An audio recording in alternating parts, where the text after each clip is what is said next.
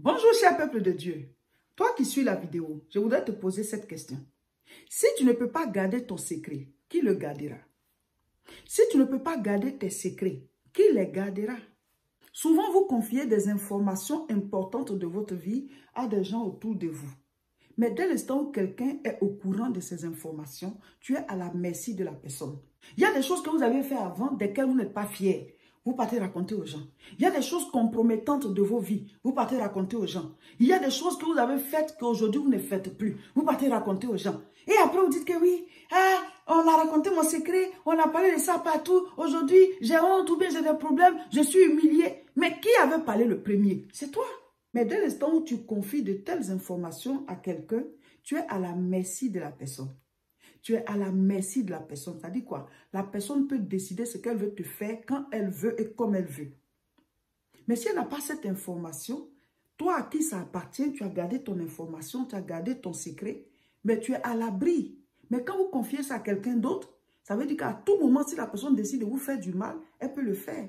Vous confiez des informations de vos vies à des gens. Vous confiez des informations de votre couple à des gens. Des informations de votre travail à des gens. Des informations de la vie de vos enfants à des gens. Et après, vous dites que oui, je lui avais dit ceci sur mon enfant et il allait divulguer. Et voilà, maintenant, on a honte. Ou alors, ça crée des problèmes. Mais toi qui es le père, toi qui es la mère, pourquoi tu ne te tais pas?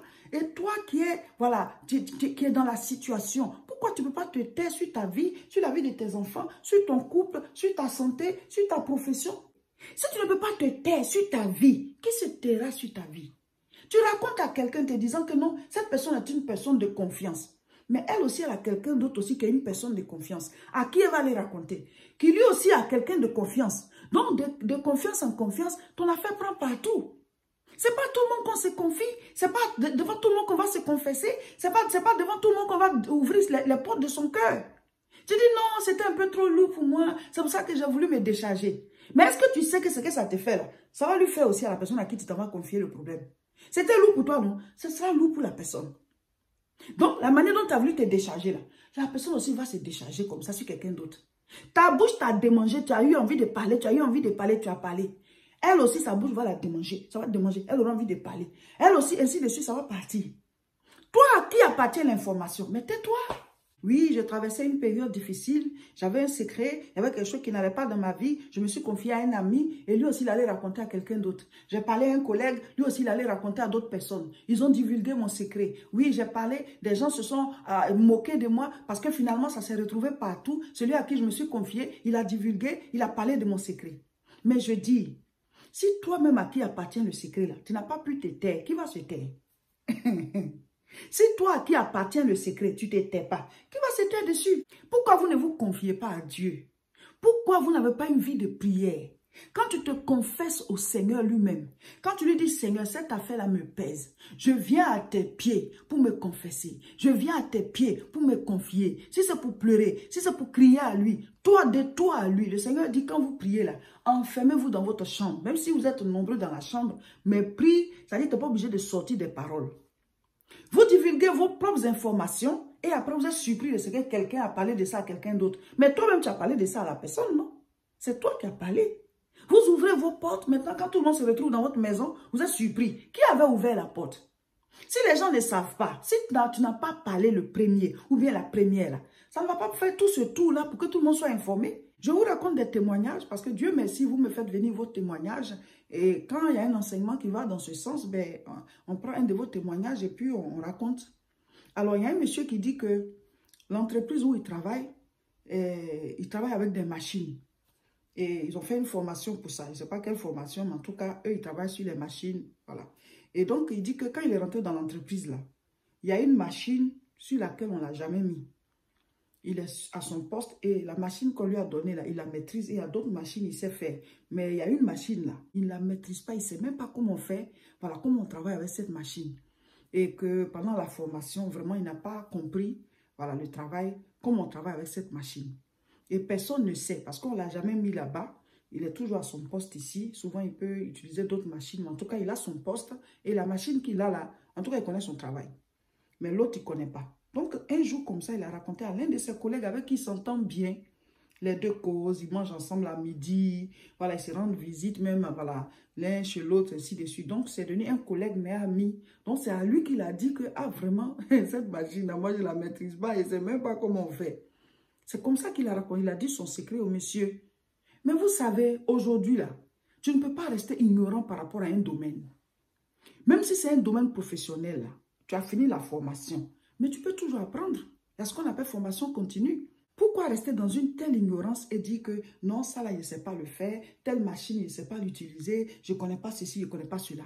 Aujourd'hui, là, sur YouTube, là, il y a tout. Il y a les tutos. Tu ne sais pas utiliser telle machine, tu écris son nom. Comment est-ce qu'on utilise telle machine? Ça sort. Quelqu'un va t'expliquer tout. Donc, pourquoi rester à un niveau d'ignorance? Il y a la formation continue. C'est-à-dire quoi? Tu as fini ta formation, tu travailles, mais tu peux toujours apprendre. Pourquoi rester là et puis dire je ne connais pas ça et puis c'est tout? Ce n'est pas la fin du monde. On peut apprendre. On ne connaît pas d'abord, mais après quand on apprend, ensuite on connaît. C'est comme ça.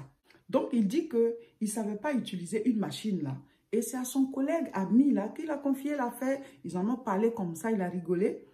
Et il dit qu'à un certain moment, il y avait des promotions. Voilà, le patron les a réunis et puis le patron et puis le patron, leur manager, c'est lui qui est sur l'équipe là.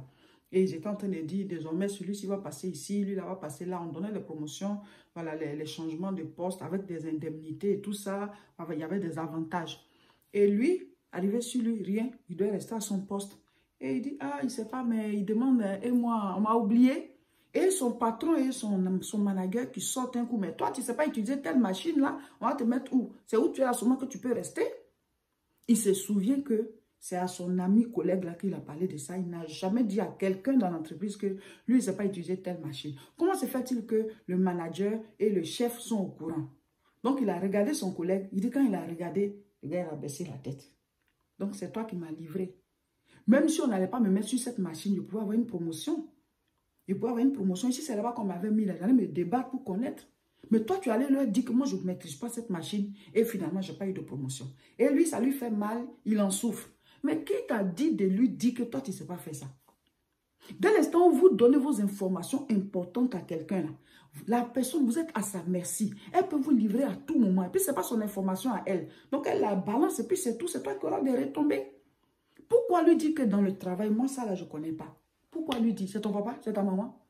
Même si vous êtes amis, même à nos parents, ce n'est pas à tout qu'il faut dire. Parce que souvent, il y a des informations même que les parents ne peuvent pas supporter aussi. Ils sont obligés de se confier à l'un de leurs amis, alors que c'est l'information de leur enfant. Donc, ce n'est pas à tout le monde qu'il faut dire. Si vraiment, vraiment, vous avez envie de vous confier, confiez-vous à Dieu. Priez pour que le Seigneur vous guide. Parce que souvent, si vous dites qu'il y a certains hommes de Dieu, ou bien certaines servantes de Dieu aussi, quand tu leur dis, ben, elle divulgue ou bien il divulgue. Ça veut dire quoi? La personne n'a pas l'onction pour supporter. Donc, si déjà il y a des rumeurs sur un certain pasteur ou bien sur une servante de Dieu pour dire que celle-là, quand on lui dit quelque chose là, tout le monde apprend. Il ne faut pas aller lui dire. Tu sais déjà, on dit qu'il n'y a pas de fumée sans feu. Ce n'est pas pour critiquer aussi la personne pour dire que je ne lui dis pas parce qu'on a dit ceci sur elle. N'ajoutez pas vos bouches aux critiques. Mais dès l'instant où il y a déjà voilà, une telle rumeur, tu ne vas pas aller t'ajouter encore, aller raconter toi aussi pour toi. Puis, bon, tu vas courir le risque au cas où vraiment la personne raconte.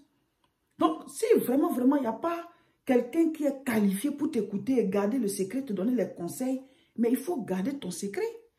Donc, il dit que les autres ont eu des promotions, donc ils sont restés comme ça en froid, son ami là et lui, ils se voient dans l'entreprise, ils se saluent et puis chacun passe et tout ça. Et finalement, un matin, son ami est venu se confesser aussi pour dire, voilà, je te demande pardon, voilà, c'est moi, voilà, je n'ai pas voulu, voilà, forcément te livrer, hein. C'était comme ça, en parlant avec le manager que j'ai dit.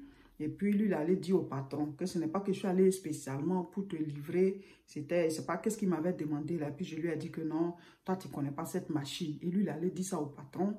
Parce que, bon, peut-être que le manager n'aimait pas trop bien ce frère-là. Mais en tout cas, c'est comme ça, lui, il a dit à ce collègue qui lui a dit au manager. Et le manager est allé dire au patron. Et finalement, c'est lui qui a eu, voilà, les retombées négatives, il n'a pas été promu. Donc, finalement, il a fait la paix avec son ami. Ils sont toujours collègues, ils sont amis. L'autre l'a changé de poste. Mais il dit que maintenant, il fait attention à ce qu'il lui dit. Et l'autre aussi lui dit ça, bon, chacun de nous doit garder ses secrets parce qu'on ne sait pas à quel moment tu peux livrer. Je suis d'accord, je t'ai livré, j'ai dit quelque chose qui n'a pas été bien pour toi. Mais vraiment, je n'ai pas fait exprès. Voilà, c'est en parlant comme ça avec le manager, c'est sorti. Donc, ça veut dire quoi? Tu peux te confier à quelqu'un et la personne peut faire exprès pour te livrer. Ou alors la personne peut te livrer, voilà, sans avoir fait exprès. Mais si elle n'avait pas cette information-là, elle n'allait même pas pouvoir donner une information pour dire que je n'ai pas fait exprès. Donc, c'est à vous de vous taire, c'est à vous de garder vos secrets. Ce qui serait mieux de faire, c'est de se confier à Dieu dans la prière. Si la situation est trop pesante pour vous, ben déchargez-vous au pied du Seigneur dans la prière et vous pouvez même demander des conseils à Dieu. Dieu parle. Il y a des gens qui croient que Dieu ne parle pas. Mais il nous a tous donné une bouche. C'est qu'il en a. Dieu parle. Et la Bible dit, il parle tantôt d'une manière, tantôt d'une autre. Donc, si tu lui demandes, il va te parler. Si tu lui demandes la direction, il va te parler. Si tu te décharges à ses pieds, il va aussi te guider. Mes frères, mes sœurs, la vie là, tout part par la parole. La Bible dit, Dieu a créé toutes choses par la parole. Proverbe chapitre 16, lisons le verset 28. L'homme pervers excite des querelles et le rapporteur divise les amis. C'est la dernière phrase qui m'intéresse. Le rapporteur divise les amis. Alors, le rapporteur divise les amis, ça dit quoi? Le rapporteur peut diviser deux amis ou alors les œuvres du rapporteur peuvent le diviser d'avec son ami à lui. Donc, quand vous racontez quelque chose à quelqu'un et que la personne aussi s'en va raconter ça à d'autres personnes, c'est cette personne qu'on appelle le rapporteur. Mais il y a des gens qui sont rapporteurs, voilà, par faiblesse. C'est-à-dire qu'elles ne méritent pas qu'on se confie à elles. Elles ne méritent pas qu'on leur confie de gros problèmes. Elles ne méritent pas qu'on leur dépose des fardeaux. Ce sont les personnes qui sont faibles à l'intérieur d'elles. Ou alors, elles ont le parler facile. Donc, à force de parler, la Bible dit, celui qui parle trop ne manque pas de péché. Donc, à un certain moment, l'information peut sortir comme ça. Donc, ce n'est pas à tout le monde qu'il faut confier des choses. Donc, le rapporteur, c'est quelqu'un qui peut dire quelque chose et diviser des gens, mettre des gens en histoire. Ou alors, la personne même se crée une division entre son ami ou bien ses relations et elle-même. Le rapporteur divise les amis. Parce que s'il y a une information importante qu'on t'a donnée et que toi, tu en parles, ben, tu vas créer des ennuis, tu vas créer des problèmes, tu vas créer des conflits. Donc, la Bible le dit, tout ce qu'on vit sur cette terre-là, il y a des explications dans la parole de Dieu. C'est pour ça que je vous dis que la Bible, c'est le manuel d'utilisation de l'être humain. Tout ce qu'on voit comme comportement, comme caractère, comme agissement, tout s'explique dans la parole.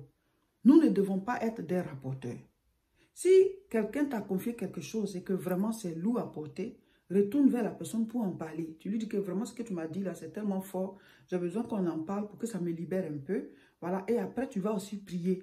La prochaine fois que la personne veut se confier, tu dis, ah, c'est un peu fort pour moi. Moi, certaines informations, ça me trouble. Donc, je ne veux pas que ça me trouble, que ça m'amène même à parler à quelqu'un d'autre à cause du trouble que ça me crée. Ne mettez pas sur vos têtes des fardeaux que vous ne pouvez pas supporter. Maintenant, chers frères et sœurs, si vous-même, vous avez des secrets de vos vies qui sont trop lourds, allez pleurer devant le Seigneur, libérez-vous au pied du Seigneur. Et normalement, monsieur et madame, vous devez être amis. Mais il y a des couples qui sont ensemble et ils ne sont pas amis. Parce que c'est à ton mari, tu peux expliquer, c'est à ta femme, tu peux expliquer. Mais il y a même des couples qui sont comme ça. Il y a même des couples qui sont comme ça. Ta femme te dit quelque chose, tu racontes. Ton mari te dit quelque chose, tu racontes. Mais la Bible dit, un royaume divisé ne peut pas subsister. Ce message-là, c'est pour vous dire que vous devez garder vos informations personnelles. Vous devez garder vos secrets. Vous devez garder tout ce qui peut vous compromettre. Le meilleur gardien, c'est vous-même. Le meilleur gardien, c'est vous-même. La meilleure gardienne, c'est vous-même. Gardez vos secrets. Si vous avez envie de vous libérer, allez prier, parlez au Seigneur. Voilà, dans un temps de prière, d'adoration, libérez-vous au pied du Seigneur. Dieu, c'est celui-là qui sait tout et il ne divulgue pas. C'est entre toi et lui. Amen. N'oubliez pas, nous avons le dimanche de guérison divine ce dimanche 27 mars. C'est à partir de 10 h. C'est ici à l'église La Moisson de France. L'adresse est 48 rue Saint-Omer, 59 200 Tourcoing. Il y a maintenant une navette entre le métro et l'église. Le métro, la station, c'est Tourcoing-Gare. Voilà. Le premier tour, c'est 9h35. Le deuxième, 9h50. Le culte, c'est à partir de 10 h. Venez dans la présence de Dieu. Nous allons prier. Le Dieu qui guérit, qui délivre, qui libère, agira. Amen. En Pâques, nous aurons une retraite spirituelle sur 2 jours. le samedi 16 et le dimanche 17. Le samedi, la prière, c'est de 14h à 18h. Donc, vous arrivez le matin à l'hôtel pour ceux qui viennent de loin. Et ceux qui ne viennent pas de loin, voilà, vous venez le samedi après-midi à l'église. Donc, de 14h à 18h30. Ensuite, il y a les entretiens et on rentre. Et le lendemain, dimanche, le culte à partir de 10h. Voilà, et après, on mange ensemble et on se sépare. Donc, venez, quittez chez vous, venez. Voilà, vous pouvez nous écrire à ce contact pour avoir le nom des hôtels, comme ça vous allez réserver et venir. Voilà, il est mieux de s'éloigner pour aller chercher un peu la face du Seigneur. Voilà, nous allons prier, nous allons crier à Dieu. On ne sera pas en jeûne, on ne sera pas en jeûne parce que le jeûne c'est dans le mois de mai. Voilà, on va jeûner en mai.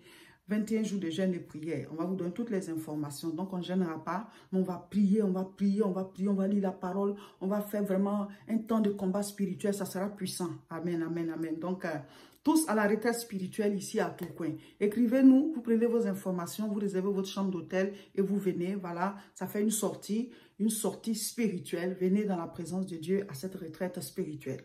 Pour ceux qui ne peuvent pas venir le samedi, vous pouvez venir dimanche matin. Voilà, c'est le culte de la Pâque. En même temps, dimanche de guérison divine du mois d'avril. Donc, vous venez participer au culte, ça sera puissant. La prochaine croisade de prière à Aubervilliers, ce sera le samedi 9 avril. On n'a pas besoin de s'inscrire. Voilà, on n'a pas besoin de s'inscrire. Et cette fois-ci, ça va commencer à 14h30 et on va aller jusqu'à 18h30. Donc, ce n'est pas en deux séances, c'est en une seule séance. Voilà, les mêmes personnes restent et nous allons prier pendant des heures, écouter la parole de Dieu, ce sera fort. Donc, le samedi 9 avril, tous à Aubervilliers.